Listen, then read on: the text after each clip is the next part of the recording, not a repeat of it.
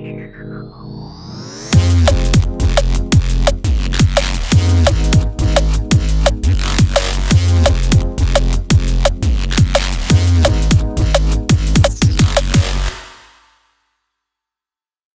there guys, welcome back to ARTFX Studios, and I want to thank you for making me reach 25,000 subscribers. Damn, I have never ever expected this to happen. But we've reached 25,000 subs and I'm gonna do some sound design requests for that. I'm also working really hard on the new Tutorial Tuesday season. That's why it's been a little bit quiet in the past couple of weeks. I'm working on the new season. It's gonna be up really soon. I'm gonna start uploading soon. And yeah, other than that, I want to thank all you guys for liking and subscribing all of these links that are in the screen right now. You can keep on going and liking and subscribing these channels, pages, whatever they are, and that helps me to get better at what I do. And for now, I want to dive into the first sound design request. This one was requested by CousinBen on my forum. And it's a Skrillex sound. It's actually the bass sound from his new track from his latest EP called Scary Bolly Dub. Now, it took quite a while to figure this bass out. I've got pretty damn close. It's not perfect. It's not exactly the same. But with a little bit of fiddling around, you can definitely get this to sound the same. So, I'm gonna play you the sound first. It sounds like this.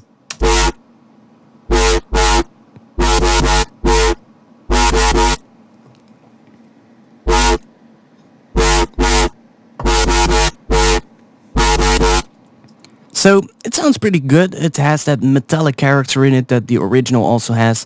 And I had to do quite some stuff for this, so I'm going to show you this. Let me close all this shit down. And let me just turn everything off. Let's solo that one as well. So, the sound itself from without just any processing, and I'm gonna bring this up to 0 dB, already has that character that the main sound has after the processing. So the processing is not really the thing that makes the sound in this particular case. The sound itself is really all about using Massive in the right way. So I'm gonna run you through what I've done and how I created this patch. This one can go away because I'm not using that, so let's just do that. So, what have I done?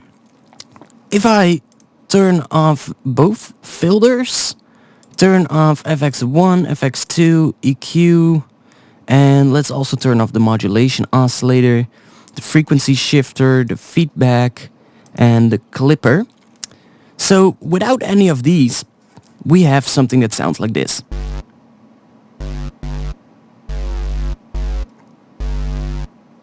So that's just the scrapyard set to band plus, and I've brought the WT position all the way down, and I also brought the intensity all the way down. So that creates the actual sound. But it sounds nothing like what we need, right? So I can turn on the modulation oscillator, and this is actually the most important part of this entire sound. The modulation oscillator is set to a really weird pitch. It's set to 16 semitones, which is quite weird because it's not a full octave. So you would say like, this is most likely not going to sound that good, right? Well, guess what? It actually sounds pretty good. So I've turned on the modulation oscillator. I've set it to 16 semitones. It still sounds the same because I need to add everything to the right oscillator. So I first added a little bit of the phase. And you can see that I'm controlling that phase with LFO number 5. And LFO number 5 is set to the performer mode, and you can see the shape I've made right here. And I've actually brought that X fade up to the bottom, to the top one. So it's just following that shape. And you don't have to look to the bottom ones. I can actually just do that. You know, because the top one is the only one that we need. It's set to a 1/8 ratio, so that means that these two together form a 1/4 note. So these two together take in length are actually a 1/4 note. So I'm restarting the LFO every time it's triggered, as you can see. And I've linked that to the phase knob. Now with that we already get a much more closer to the original. Listen. It gives it that metallic character. Now if I would set this to 12, we still get the metallic character, but it doesn't have those harmonics and the overtones that you get with the 16 semitones. Now I compared this to the original and I'm pretty sure that Skrillex had actually set this to 16. So that being said, I then added the position to 3 as well, just a little bit, and what this does, it's actually controlling the WT position. So if I set this to a really low ratio, let's see, just do it really low so we can hear the actual modulation. Now it's actually just acting like an LFO, and if I turn off the phase, we can hear what it's actually doing to the WT position. If I turn this off, we just have a plain tone. If I set this to the third one, so I send the position to oscillator 3, you can hear that modulation in the sound. So I'm gonna bring this back up to 16.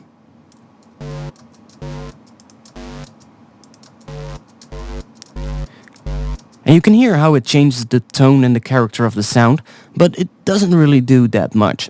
Now, I'm gonna turn the phase back on. So we now have that. I found that there were a little bit too much higher frequencies in this, so I used the ring mod to get rid of those.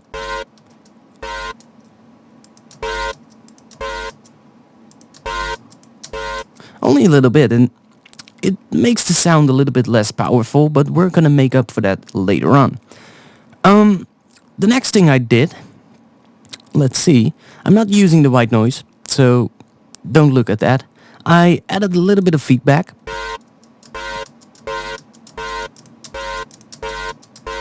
Doesn't really do that much, it's all up to taste. I then routed that through filter 1. Now, as you can see, I'm using sort of like a blend between serial and parallel. So it's not really going in serial, it's not going in parallel either. It's doing a little bit of both. So I'm running this through a double notch, so I'm gonna turn it on.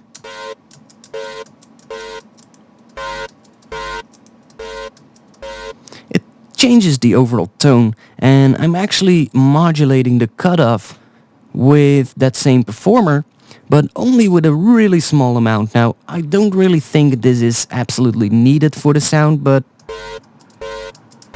I don't know, it made it better, so that's why I did it. That is then running through the scream filter, which is in filter 2, and I'm using that same performer again to modulate the cutoff. And I've set the scream to fairly low, and the resonance is pointing at about the R in resonance. Now this gives it sort of like the opening up kind of sound that the original has. And it definitely makes it sound better. Now, one thing I need to show, which I actually forgot, I'm gonna turn off filter 2 for now, and in the modulation oscillator, I was also using the filter FM, and I can only select filter 1 because the scream filter cannot be used as an FM source, so I'm actually gonna set this to filter 1. Now listen what that does. This is without the filter FM. And this is with. Now it's really subtle. If I set this to this mix knob to filter 1, so we just hear filter 1 now. That's actually what filter 1 is doing. And when I add that filter FM,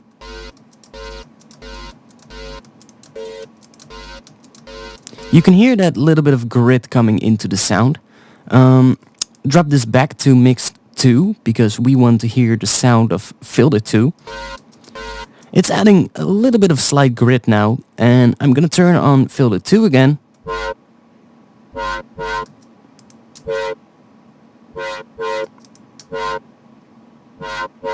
You can hear that sort of like the harmonics became a little bit higher in pitch because of this. I don't know why it happens, but it sounds pretty good.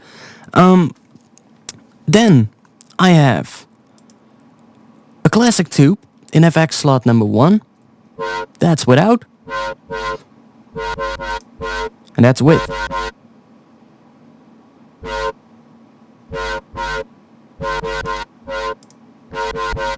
So just add some more grit and some more distortion to the sound, which is quite helpful because the original is very distorted.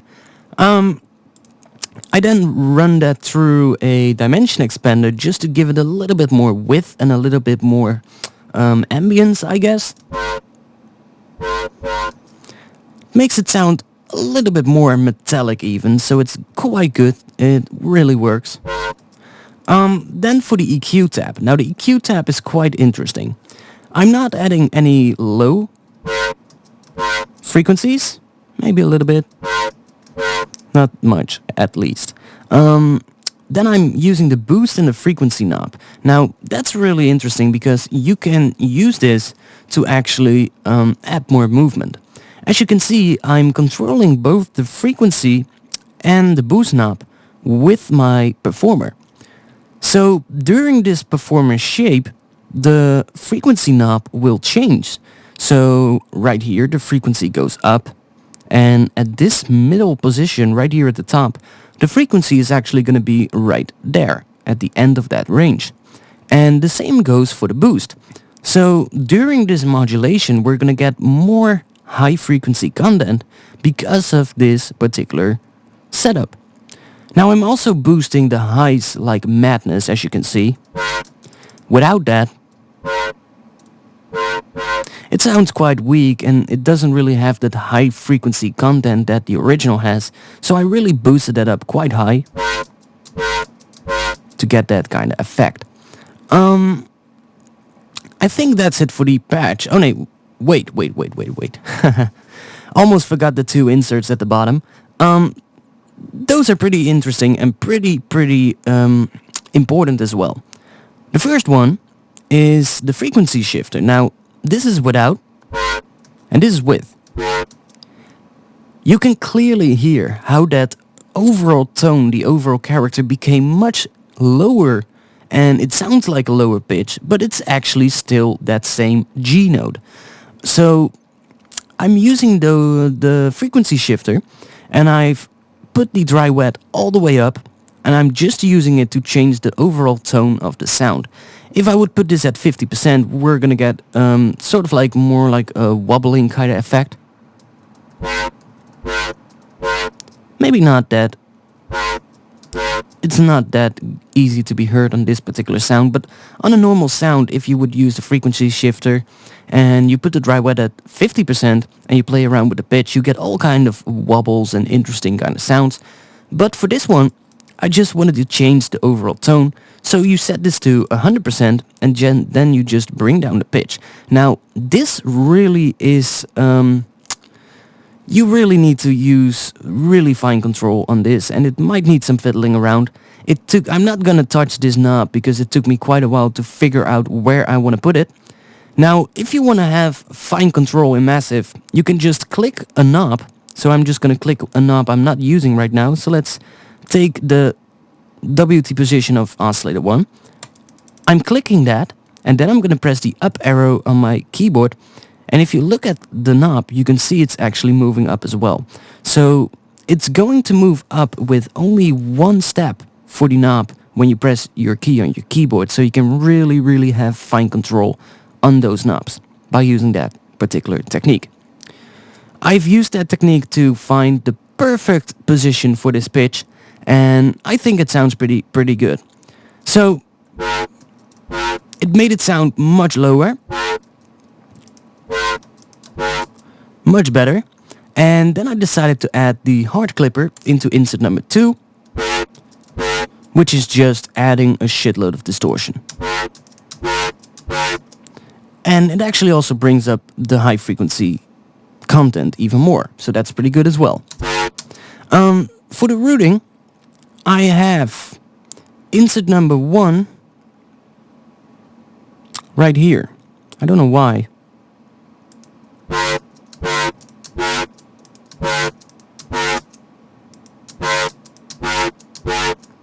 Well, it sounds pretty good. I don't know what's happening. Oh yeah, sure.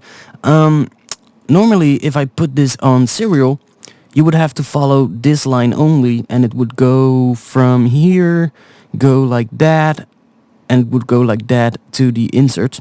But I'm using a mix between serial and parallel, so we actually need to look at both this line, but also on this line.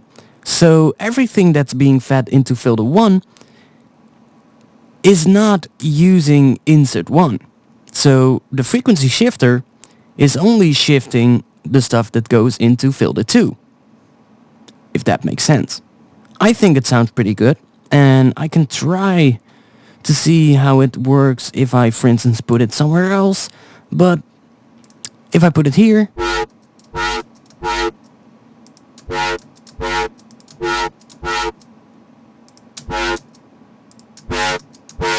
I think it sounds pretty good.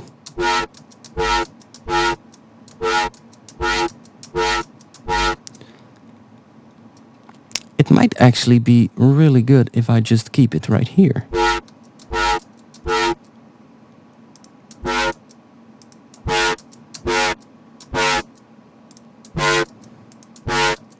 I don't know, you just need to play around with that. As you can hear, if I put the insert 1 here, it sounds pretty good as well.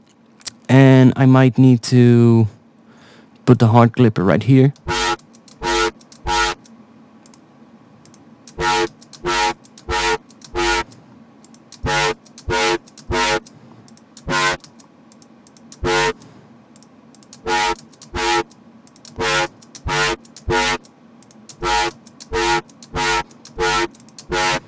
I don't know, both sound pretty good. It's up to you, whatever you want, whatever you think sounds best. I'm gonna leave it like this because that's the way I set it up. That's it for the actual massive patch, so I'm gonna close this down. And let's go to the first thing in my FX chain. I've got EQ8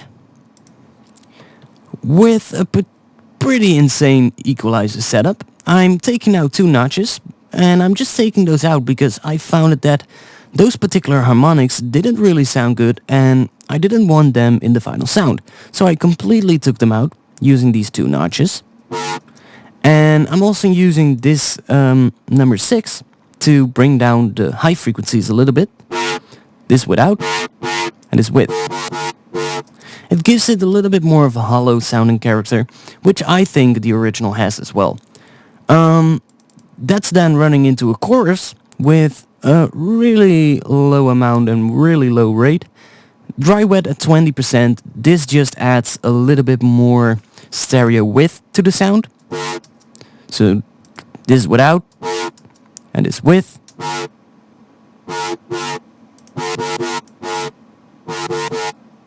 It just makes it sound a little bit wider, and the original is really wide, so that's pretty good as well.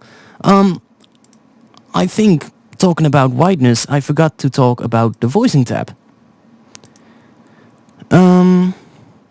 Let's see. Yeah, I did quite some stuff on here, so I definitely need to talk about this.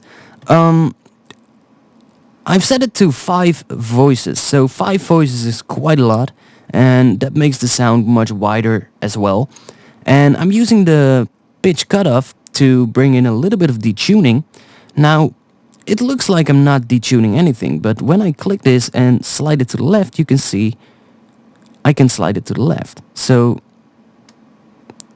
just bring it there. And I don't want to see that first line, so I'm just going to back it up a little bit. That sounds good. I'm also using the wavetable position and the pan position. Now, if I turn everything on this voicing tab off, this is how it would sound. Now that doesn't sound like the original sound at all.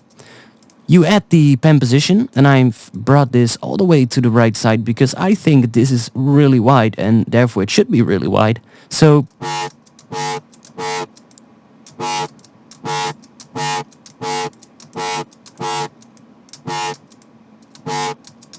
maybe a little bit to the left might work. The wavetable position, I'm not using it, but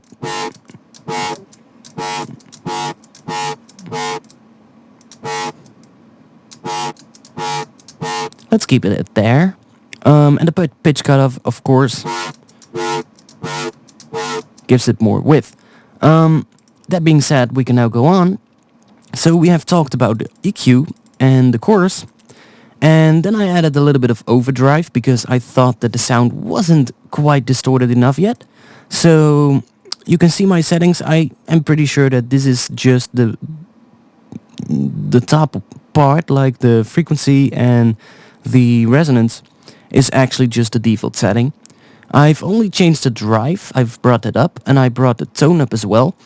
And I brought the dry wet down to 20% and the dynamics all the way down to 0%. Now, that really adds a lot of distortion. So this is before and this after.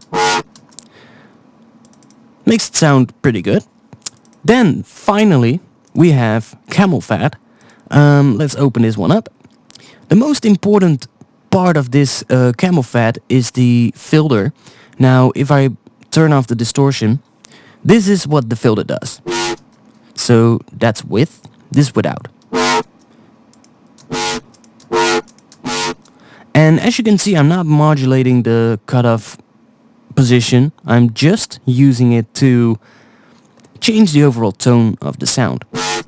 I've brought the resonance up quite a lot.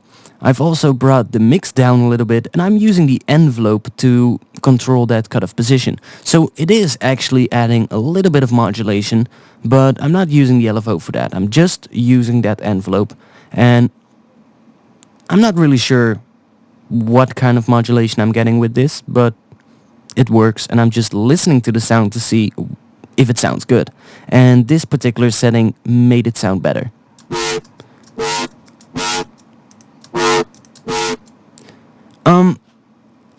Then I started adding the distortion. Now, the distortion I've added the tube on 23%, Excita on 11%, and the Mac on 10%. Now, this is gonna make it a lot louder. So what I'm gonna do is I'm gonna go into here and I'm gonna bring my volume down again to minus 10 dB.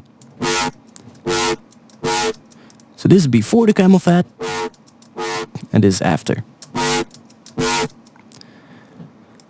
That is then running through final EQ, which is just boosting the mids and the highs a little bit. And that is layered with a sub patch. Now this is just a plain sub. No processing, just a sine wave on oscillator 1. And I've added a sine wave 1 octave higher on oscillator 2 with a really low amp, just to give it a little bit more upper harmonics, I guess. A G note is really low, so without that,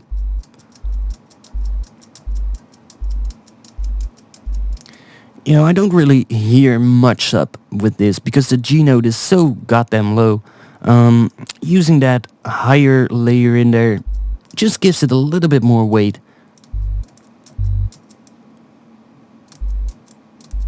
Not much, but it's just a little bit and it works. So those two layered result in that. And then finally we have the last glue compressor, which is set to a really slow attack, really fast release. Ratio of 4/1. Brought the threshold down, so I am barely touching that gain reduction meter. And then I'm using the makeup gain to bring the volume up, and that will result in this.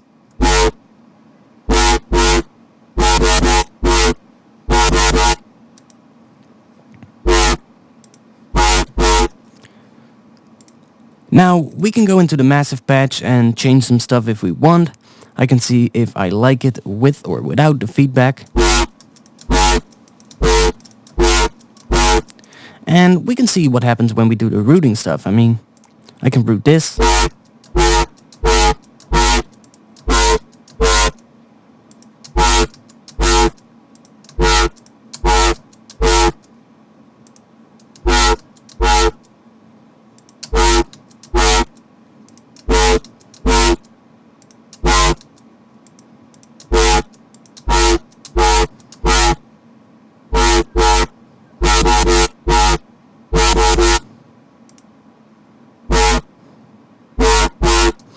Now, there's one thing in this patch that is going on, and that is because of the frequency shifter.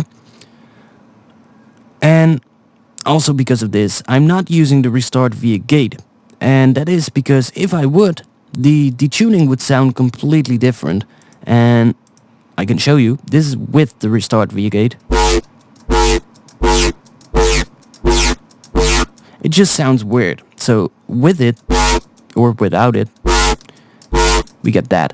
Now there's one downside to this. The oscillator phases, the phases of the waveform, are not re-triggered when a note is played. So they just continue where the last note stopped. It just means that every time a note is triggered, it may sound slightly different from the last note. So what I would advise you is just export this as an audio file and analyze that audio file and just see which one of the modulations that you, or the sounds that you got, because these are individual sounds. I mean, just record this. I would just, for instance, add an audio track, set this to resampling, then I would hit record. Oh, not like that. Record, enable this track, hit record.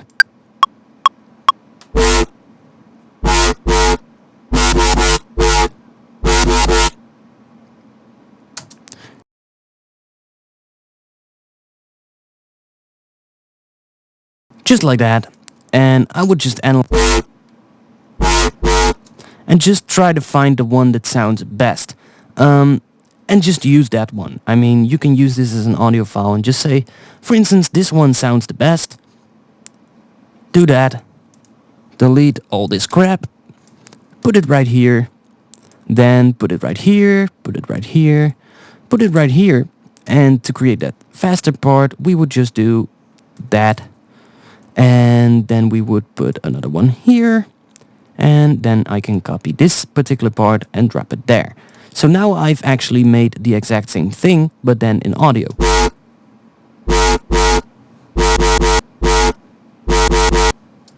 And every note now sounds exactly the same, whereas with this one, every note sounds slightly different from the last note.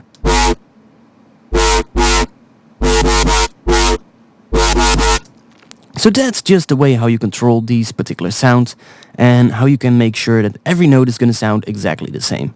So that was it for this particular tutorial. This was the first request, the first sound design request that I'm doing for the 25k subscriber mark.